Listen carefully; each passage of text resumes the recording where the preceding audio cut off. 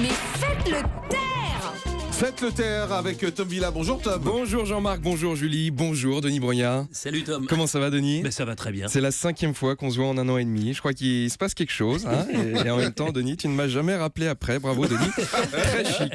Franchement, ça fait 14 ans que vous faites la même Mais émission. donne-moi ton téléphone et Bon. je te rappellerai. On est à la veille de la Saint-Valentin, je sais pas comment je dois le prendre. Alors en tout cas, c'est vrai que ça fait 14 ans que vous faites la même émission, mais vous voyagez. C'est vrai qu'un texte, ça fait 15 piges qui fait les amours, mais lui, il a la plaine Saint-Denis avec 3 couples qui se foutent sur la gueule pour gagner un week-end sur une péniche. Non, c'est vrai, votre job sur Koh-Lanta, c'est quand même un scandale. C'est pas un salaire qu'on devrait vous donner, mais des chèques vacances. Non, c'est vrai. Et puis surtout, pour les vacances de Denis, votre femme, à mon avis, elle doit s'arracher les cheveux. Bon, les enfants, on part où cet été? La Thaïlande? Oh non, ça va encore appeler le boulot à papa. Non, cet été, Dunkerque. Alors, la question que je me pose dans Koh-Lanta, ça revient ce soir, pourquoi chaque année, il y a un candidat, il sait pas nager? Parce que vous le preniez, ça, il n'y a pas de problème. Ça fait marrer les gens. Mais le mec, quand il s'inscrit, il peut plus être surpris. Oh non, une épreuve d'eau. Bon non, l'émission, ça fait 15 piges qu'elle existe. Moi, j'ai un pote qui est allergique au beurre. Il sait qu'il va pas s'inscrire à Top Chef. C'est vrai. Et puis là, au bout de 15 ans, faut durcir un petit peu les règles. Je pense déjà, faudrait peut-être faire un Koh-Lanta à Paris.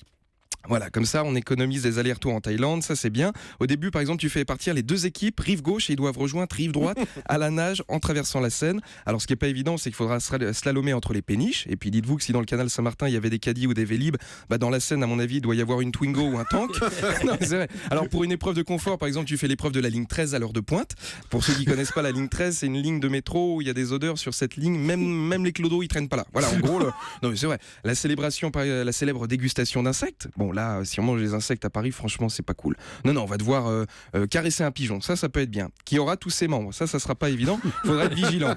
Pour l'épreuve des poteaux, faites-le à la Concorde, sur l'obélisque. Hein, et le premier qui tombe, dans le meilleur des cas, il a mal au cul. Et pour la course d'orientation, tu les envoies chercher une étagère Billy chez Ikea. Et pour y aller, ils devront faire du covoiturage. Alors pour ça, il faudra trouver un Parisien pas stressé.